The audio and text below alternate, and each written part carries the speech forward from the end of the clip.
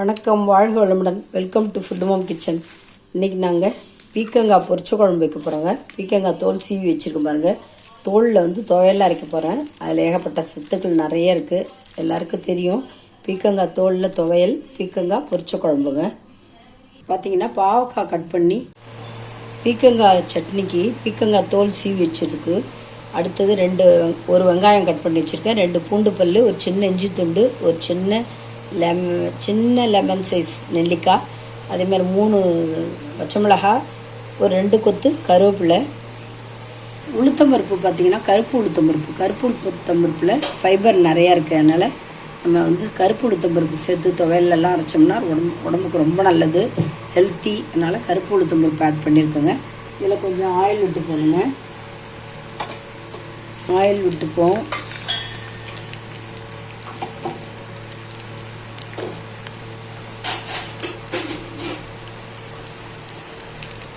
கொஞ்சம் ஆயில் விட்டு நல்லா வறுத்துக்கலாம். கொஞ்சம் நல்லா தோல் உளுந்து நல்லா வறுபடட்டும். இது வறுபட்டுட்டே இருக்கும்போது நம்ம இந்த பீக்கங்காய் தோல் சீவி வச்சுருந்தோம் பாருங்கள், அதையும் போட்டுக்கலாம். அதுவும் நல்லா வறுபடணும். ரெண்டும் சேர்த்து நல்லா ஈக்குவலாக வறுபடுற அளவுக்கு அதை வறுத்துக்கலாம்.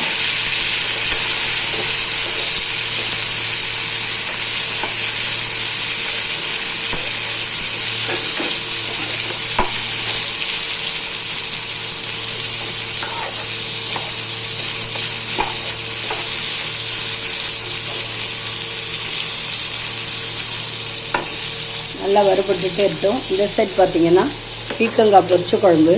இது நம்ம கடுகு உளுத்தம்பருப்பு போட்டு தாளிச்சிட்டு வெங்காயம் தக்காளி போட்டுட்டு அடுத்தது பீக்கங்காய் போட்டோம், கட் பண்ணி போட்டோம். மிளகாத்தூள் தேவையான அளவு 2 ஸ்பூன் போட்டிருக்கேன்.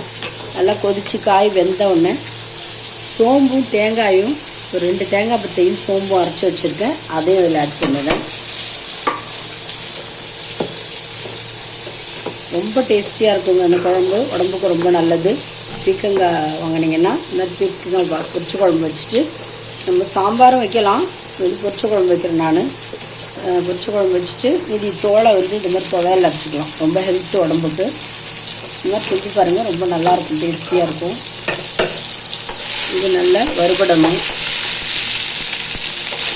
தோல் நல்லா பச்சை வாசம் போக வறுபடணும். உளுத்தம்பருப்பும் நல்லா வறுபடணும். இது வறுத்துக்கிட்டே இருக்கும்போது பச்சை மிளகாய் 3 பச்சை மிளகாய் போட்டுக்கலாம் காரத்துக்கு. ஒரு வெங்காயம் 2 பூண்டு பல், ஒரு வெங்காயம் 2 பூண்டு பல்லுங்க. ஒரு சின்ன நெல்லிக்காய் சைஸ் புளி, கருவேப்பிலையும் ஒரு 2 கொத்து கருவேப்பிலை. எந்த துவையல் செஞ்சாலும் நம்ம கருவேப்பிலை சேர்த்துக்கிறது ரொம்ப நல்லது. அது அரிச்ச அயன் இருக்கு அதில். அதனால் எந்த துவையல் பண்ணாலுமே நம்ம ஒரு கொத்து 2 கொத்து கருவேப்பிலை சேர்த்து அரைச்சோம்னா ரொம்ப நல்லது.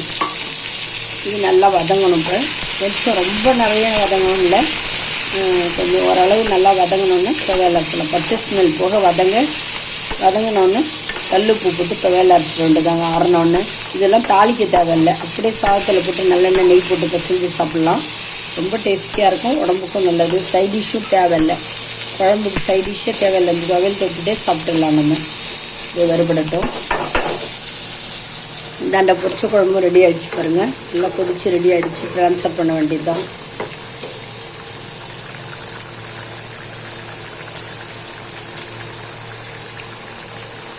நல்லா வறுபட்டுடுச்சு.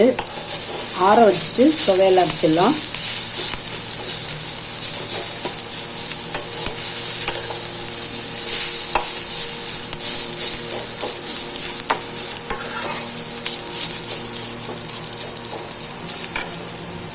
பொரிச்ச குழம்பும் ட்ரான்ஸ்ஃபர் பண்ணிடலாம்.